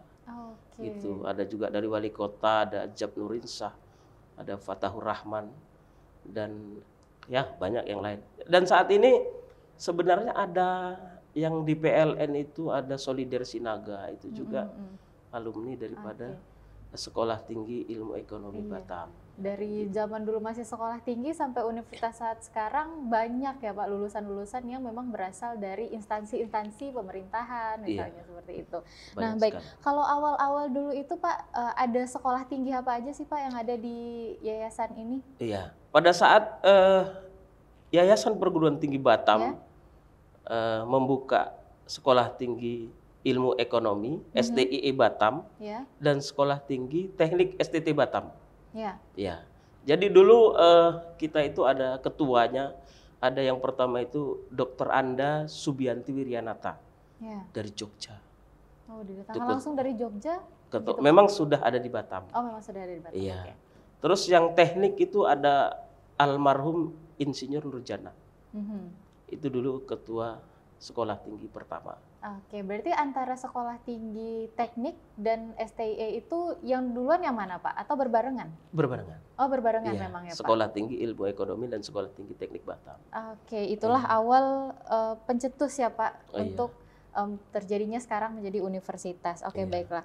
Nah, sejarah berdirinya itu semua Bapak bisa ceritakan nggak Pak ke kita semua? Sejarah sekolah tinggi ini berdiri pada akhirnya. Iya. Sejarah sekolah tinggi ini berdiri ya tadi dimulai tanggal 19 Desember 1992 ya. Gitu. Hal yang melatar belakangi Pak, kenapa pada akhirnya Bapak yayasan kita itu akhirnya membentuk sekolah tinggi? Hal apa yang melatar belakangi itu semua Pak? Nah, pada saat itu Bapak Ketua Yayasan, almarhum Dr. Haji Amarullah Nasution MBA, melihat bahwasanya di Batam itu belum ada perguruan tinggi. Ya, belum ada perguruan tinggi. Sementara almarhum itu melihat bahwasanya Batam itu berdekatan dengan negara-negara tetangga seperti Malaysia dan Singapura. Ya. Jadi memang ya banyak hal yang banyak cita-cita daripada yayasan itu agar sekolah tinggi atau perguruan tinggi itu harus ada di Batam gitu. Kenapa? Karena kalau harus keluar itu terlalu jauh. Gitu. Jadi sementara masyarakat itu butuh akan dunia pendidikan.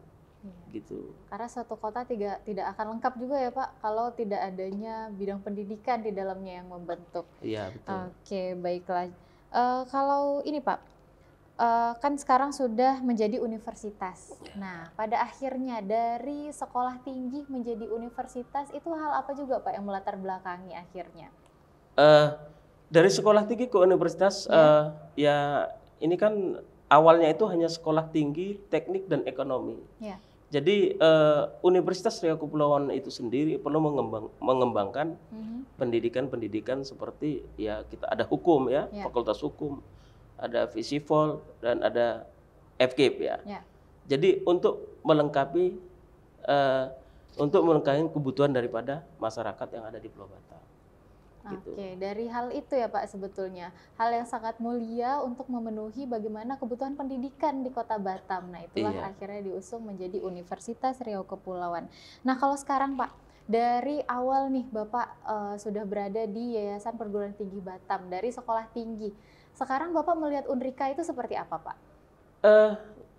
Unrika itu ya dari dulu itu memang kalau dari almarhum itu ya kita sebagai pegawai itu memang mereka almarhum itu selalu mengatakan kalau bekerja itu total sense of belonging, rasa turut memiliki. Dan ada bahasa yang saya cerna bahwasanya ini adalah ladang kita. Artinya apa? Kalau saya cerna secara mendalam, amal ini adalah perbuatan baik. Ya, ini ladang kita gitu. Ladang itu saya menyikapi bahwa ini adalah ladang amal. Maka Pak almarhum itu ya ada memberi beasiswa, ada mengumrohkan, pokoknya hal-hal baik yang dilakukan karena memang bahasanya dari awalnya itu memang ini adalah ladang. Dan yang saya cerna ladang itu adalah ladang amal gitu. Gitu. Jadi dan sampai terakhir ya alhamdulillah ya memang termasuk saya itu salah satunya ya yang dapat termasuk ya beasiswa S1-nya, S2-nya. Ya, Bapak merasakan tuh ya Pak? Ya umrohnya gitu. Jadi ladang itu terhimpun di situ gitu. Itu ladang amal. Iya, ladang gitu. Amal. Iya. Belum lagi karena kita men-share itu pasti ilmu pengetahuan ya Pak kepada mahasiswa. Nah otomatis itu juga menjadi amal jariah nantinya untuk kita semua. Nah rasanya bersyukur sekali nih bisa gabung di Universitas Riau Kepulauan. Nah terakhir ini Pak, untuk harapannya karena kita sekarang lagi berada di Disnatalis Universitas Riau Kepulauan yang ke-30 tahun. Sudah panjang sekali nih Pak masanya berjalan ya Pak. Nah harapan Bapak kira-kira ke depannya untuk Unrika itu seperti apa? Harapan saya sih Universitas Riau Kepulauan itu ya tetap bersinergi membangun negeri. Ya bersama masyarakat bersinergi membangun negeri dan tetap menjalankan pendidikan sebagaimana mestinya. Saya kira itu. Oke, itu saja Bapak. Oke, cukup singkat dan sangat bermakna sekali nih Pak dari percakapan kita pada sore hari ini. Kalau gitu saya tutup. Terima kasih Bapak. Semoga ilmunya bermanfaat untuk kita semua dan pesan-pesan tadi juga bisa diterapkan oleh siapapun yang mendengarkan. Amin. Amin. Terima kasih. Assalamualaikum warahmatullahi wabarakatuh Bapak. Waalaikumsalam warahmatullahi wabarakatuh. Oke, baiklah untuk wawancara selanjutnya, ini kita juga mendatangkan salah satu saksi sejarah nih untuk perkembangannya Universitas Riau Kepulauan. Ada Ibu Yani di sini. Selamat malam Ibu. Selamat malam Mbak. Oke, bagaimana kabarnya Ibu? Alhamdulillah baik. Alhamdulillah, sehat ya Bu? Ya, alhamdulillah. Nah kalau gitu silakan Ibu perkenalan singkat dulu tentang dirinya. Oke, Assalamualaikum warahmatullahi wabarakatuh. Perkenalkan, nama saya Yani Aryati. Saya salah satu mahasiswa yang dulunya dari Sekolah Tinggi Ilmu Ekonomi Batam atau STIE dan sekarang sudah berubah menjadi Universitas Riau Kepulauan. Saat ini saya juga mengajar di Fakultas Ekonomi dan Bisnis, Prodi Manajemen. Oke, nah berarti Ibu dulu salah satu alumni ya Bu dari STIE Batam. Nah itu tahun berapa Bu? Oke, saya alumni lulusan tahun 2005. Jadi 2005. Masuk di 2001, kemudian lulus di 2005. Oke, 2005. Nah, 2006-nya itu kita berubah tuh ya Bu menjadi universitas. Iya, betul. Nah, bisa nggak Ibu cerita sedikit Bu tentang perjalanan perubahannya itu dari STIE menjadi universitas sekarang? Jadi perjalanannya seru sekali ya, karena waktu itu kita masih dua sekolah tinggi ya, yaitu STIE dan STT. Kemudian karena masuk satu fakultas baru, fakultas keguruan, sehingga dari ketiga ini bisa menjadi universitas seperti itu. Kemudian tentu saja apa yang kita alami itu melalui proses. Jadi saat itu STIE, mengapa saya memilih STIE? Itu karena saya itu masih bekerja. Jadi di STIE dan STT itu salah satu perguruan tinggi yang ada di Kota Batam yang bisa menaungi para karyawan seperti itu. Jadi salah satu yang terdepan lah saat itu karena sudah mengcover karyawan-karyawan yang ingin melanjutkan pendidikan yang lebih tinggi seperti itu. Oke, jadi dari zaman dulu itu sampai sekarang emang ikonnya itu adalah kalau mahasiswa Unrika ini sambil bekerja gitu ya? Iya, betul sekali. Iya. Kalau Ibu dulu juga sambil bekerja itu kira-kira di mana, Bu? Ya, jadi saat itu saya masih bekerja di salah satu perusahaan multinational company di kawasan industri Batamindo. Kemudian setelah itu sambil bekerja juga sambil melanjutkan kuliah. Dan alhamdulillahnya saat itu juga sudah berkeluarga, jadi di STIE itu dosennya baik-baik. Alhamdulillahnya dosennya baik-baik dan memahami kebutuhan kita, karena kadang-kadang sebagai karyawan kita dituntut untuk melakukan overtime atau lembur, menyelesaikan pekerjaan, dan dengan meminta izin kepada dosen, beliau mengizinkan. Nah, tentu saja setelah itu kami juga diharuskan untuk mengumpulkan tugas tambahan karena ketidakhadiran karena masih bekerja seperti itu. Jadi ya seru sih. Seru, Bu, sampai sekarang dosen-dosennya masih baik-baik kan, Bu? Alhamdulillah. Termasuk Ibu salah satunya. Jadi alhamdulillah seperti itu ya, dengan adanya kelebihan kalau Ibu sampaikan di sini itu adalah kelebihan STIE atau sekarang kelebihan Unrika adalah waktunya yang fleksibel, artinya karena memahami kebutuhan dari mahasiswa atau mahasiswinya sehingga ini bisa menjadi keunggulan Unrika. Jadi dan dosen-dosen itu sangat mendukung sekali terhadap karir bagi mahasiswa dan mahasiswinya seperti itu. Oke, saling menguntungkan juga ya Bu ya ke depannya. Nah, untuk ini sendiri Bu, kan ada 2 sekolah tinggi dulu itu Bu. Nah, kenapa sih Bu akhirnya memilih ke STIE bukan yang ke tekniknya?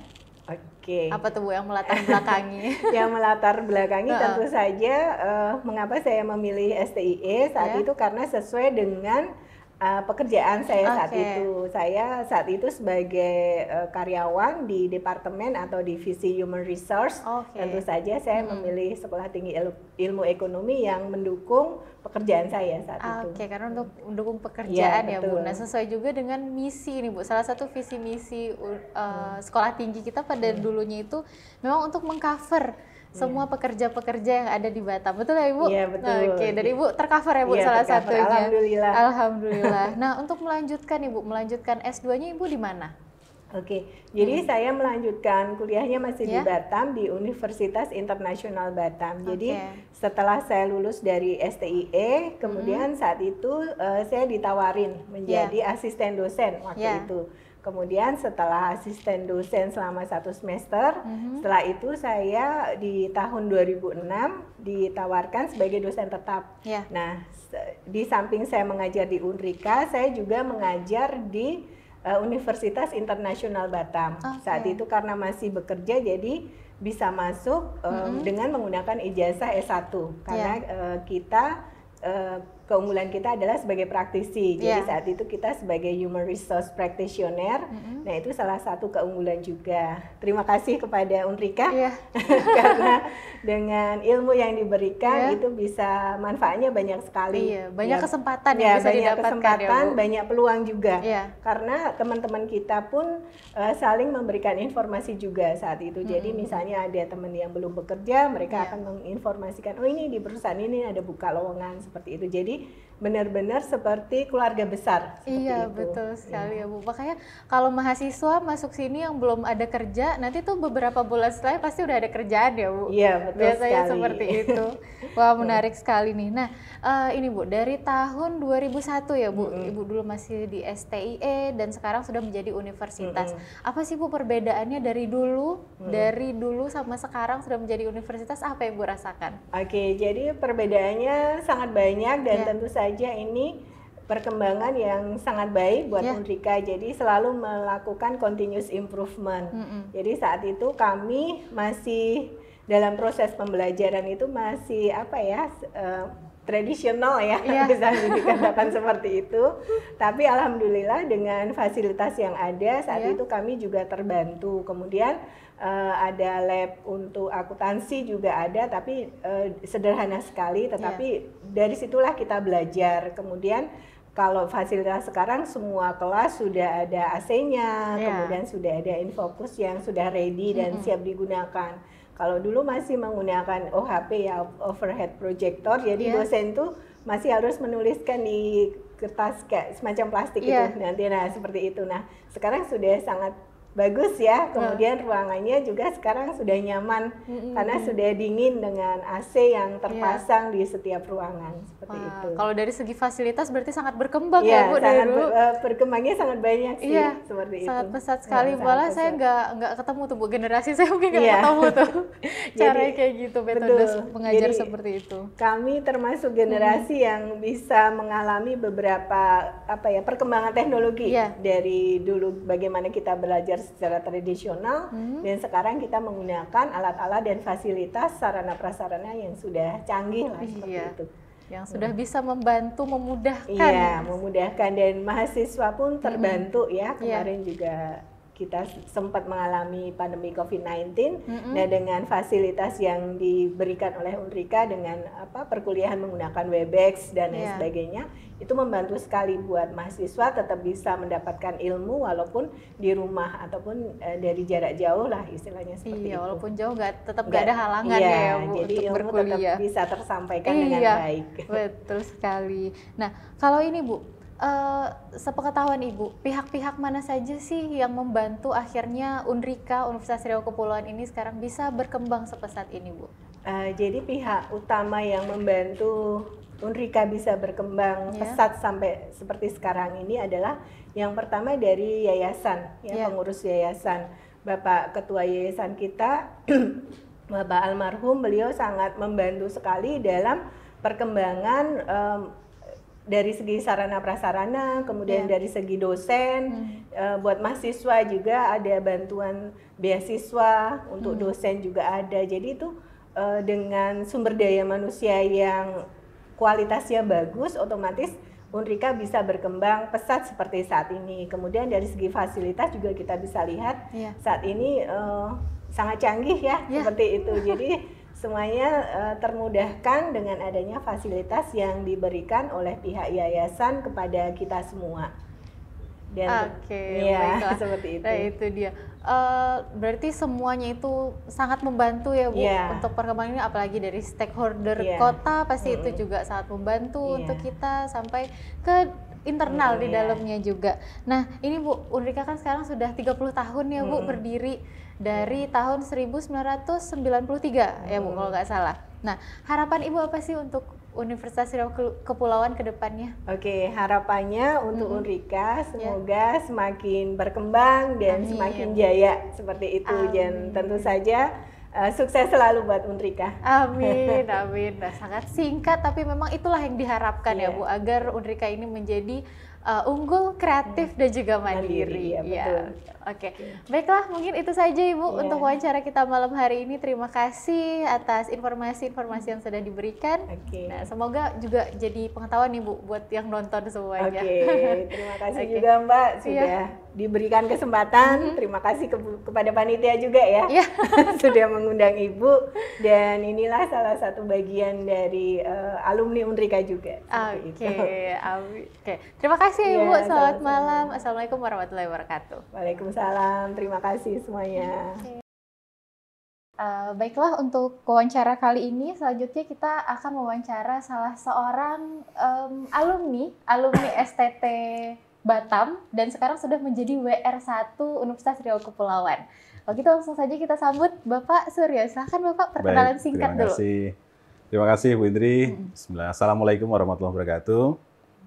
Perkenalkan, saya Associate Profesor Dr. Suryo Hartanto, ST MPDT, yang kebetulan sampai dengan hari ini diberikan amanah menjadi Wakil Rektor 1 bidang akademik. Kemudian untuk masa jabatan itu sudah menjalankan masa jabatan untuk kali yang kedua. Berarti ini yang periode yang kedua gitu ya, periode terakhir gitu ya. Oke. Nah, itu dia. Yang menariknya adalah Bapak dulunya adalah alumni pertama ya Pak di STT Batam. Kalau alumni pertama bukan ya. Kalau secara pendidikan, saya memang alumni dari STT Batam waktu itu. Ya. Itu lulusan tahun 2003. Oke. Jadi 2003. Kalau tidak salah itu adalah angkatan yang ke-6 kalau tidak salah ya. Oh, sudah angkatan ke-6 sudah ya angkatan Pak? ke-6. Nah, cuman cerita panjang tentang STT itu sangat membekas bagi kami karena STT sebagai cikal bakal Universitas Riau Kepulauan waktu itu. Jadi STT Batam itu berdiri sejak tahun 1993. Ya, bersamaan dengan Sekolah Tinggi Ilmu Ekonomi. Sesuai dengan kondisi lingkungan Kota Batam, memang saya pribadi tertarik untuk belajar ke STT Batam karena bidang ilmunya itu sesuai dengan bidang minat saya waktu itu. Jadi kebetulan yang saya tekuni adalah di bidang industri. Jadi waktu itu masih juga selain studi di STT, saya juga praktisi industri, jadi bekerja di industri, kebetulan memang bidang manufaktur. Jadi yang cocok waktu itu hanya satu-satunya yang ada di Kota Batam, itu adalah STT Batam. Kebetulan program studinya adalah teknik industri. Jadi klop lah sesuai dengan kebutuhan gitu ya. Karena juga mengusung visinya Kota Batam juga sebagai kota industri, lalu disediakan satu sekolah tinggi pada awalnya ya Pak. Nah, ini menjadi kesempatan nih buat orang-orang yang ada di Batam pada akhirnya, termasuk Bapak salah satunya yang masuk ke dalam situ. Nah berarti Bapak cukup mengetahui ya Pak sejarahnya dari awal STT hingga akhirnya menjadi universitas. Nah, itu kira-kira di tahun berapa tuh, Pak? Ya, kalau STT sendiri sudah saya sampaikan di awal tadi, STT terbentuk itu dioperasionalkan awal tahun 1993. Waktu itu masih Sekolah Tinggi Teknik Batam dan Sekolah Tinggi Ilmu Ekonomi Batam.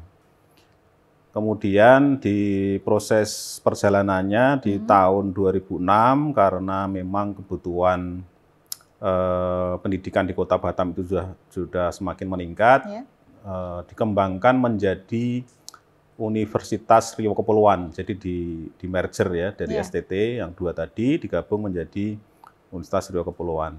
Nah, dari Universitas Riau Kepulauan sendiri yang asalnya hanya 2 program studi, saat ini di tahun 2023 itu sudah ada 14 program studi S1 dan 2 program studi S2.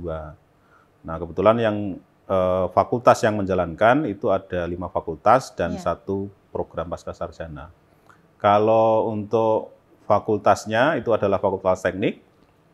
Dari Fakultas Teknik itu ada 5 program studi, yaitu program studi Teknik Mesin, kemudian program studi arsitektur, program studi teknik sipil, dan program studi teknik elektro. Nah, kemudian kalau untuk Fakultas Ekonomi Bisnis, itu pada awalnya hanya 2 program studi ya, jadi prodi manajemen dan program studi akuntansi. Nah, kebetulan di tahun 2022 kita sudah ada buka 1 program studi lagi, yaitu bisnis digital. Jadi sudah ada ketambahan 1 lagi di Fakultas Ekonomi. Kemudian kalau untuk Fakultas Keguruan Ilmu Pendidikan itu total juga ada 5 program studi. Itu untuk program studi pendidikan biologi, kemudian program studi pendidikan matematika, program studi pendidikan bahasa Inggris, kemudian program studi pendidikan sejarah dan bimbingan konseling. Untuk Fakultas Ilmu Hukum itu khusus untuk prodi ilmu hukum, kemudian Fakultas Ilmu Sosial dan Politik itu adalah untuk ilmu pemerintahan program studinya. Nah berarti sudah cukup berkembang ya Pak, sangat berkembang nih dari yang dulunya hanya 2 sekolah tinggi saja, sekarang sudah berkembang sekali menjadi 14 program studi ya Pak saat ini. Nah untuk itu Bapak pasti sudah merasakan banyak sekali pimpinan-pimpinan yang sudah memimpin nih mulai dari STT sampai ke universitas sekarang. Nah, hal apa saja sih Pak perkembangan yang khususnya Bapak rasakan pada setiap pemimpin-pemimpin di sekolah tinggi dan universitas saat sekarang? Baik, terima kasih. Di awal perkembangannya sesuai lini masa ya, dari tahun 2003 semenjak lulus sampai dengan sekarang, memang pergantian pimpinan, kemudian perubahan sarana prasarana itu sangat signifikan. Saya pribadi ketika masuk kembali menjadi anggota di Universitas Riau Kepulauan itu tahun 2009. Jadi mengawali karir di Universitas Riau Kepulauan itu tahun 2009, itu sebagai dosen di Fakultas Keguruan dan Ilmu Pendidikan. Nah, tentunya masa-masa proses belajar dulu di tahun 2003 itu ruangan yang ada saat itu hanya di Fakultas Teknik saat ini, dan itu pun kalau sesuai dengan kondisi waktu itu orang malah lebih condong menyebutnya itu sebagai bangunan balai desa gitu ya. Cuman alhamdulillah seiring waktu berubah, kemudian sarana prasarana terus dikembangkan oleh pengelola. Dalam hal ini pengelolanya adalah Yayasan Perguruan Tinggi Batam.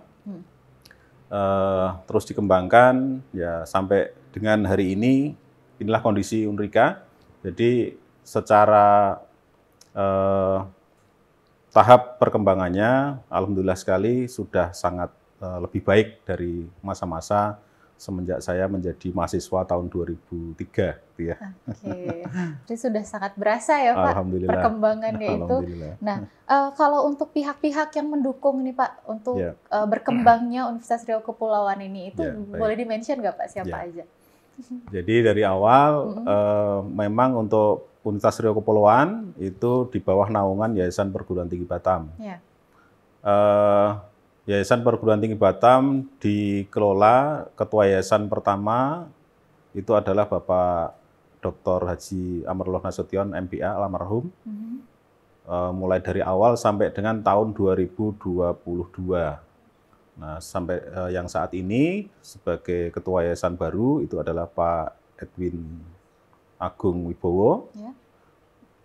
Saat ini sebagai ketua yayasan yang baru. Jadi sudah ada 2 periode pengelolaan ketua yayasan.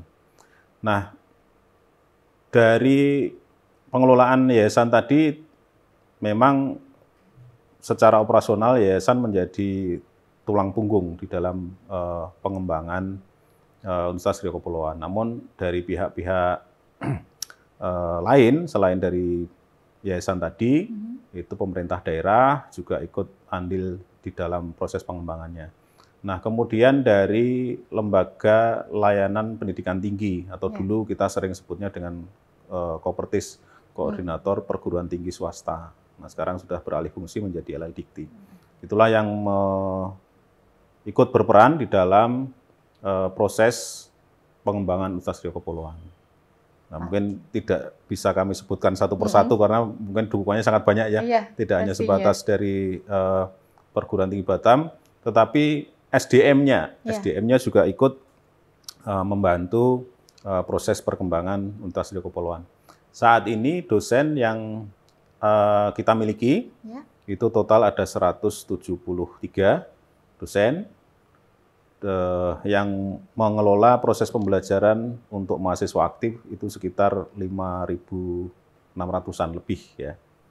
Jadi sangat signifikan sekali proses perubahannya dari awal berdiri STT Batam dulu ya. Gitu.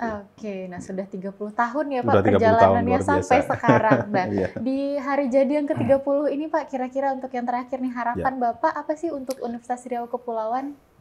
Harapan yang tentunya kita ingin sampaikan di hari jadi Universitas Riau Kepulauan yang 30 itu tetap memberikan nilai-nilai baik untuk pengembangan pendidikan, terutama untuk Kota Batam, untuk Provinsi Kepulauan Riau, untuk Indonesia lebih luasnya lagi.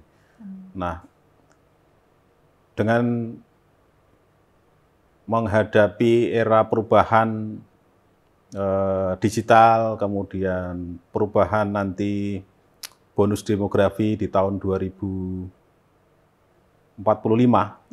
harapannya Unrika juga memberikan sumbangsih kepada bangsa dan negara, terutama di dalam mencetak SDM yang memiliki kemampuan sesuai dengan bidang kompetensinya,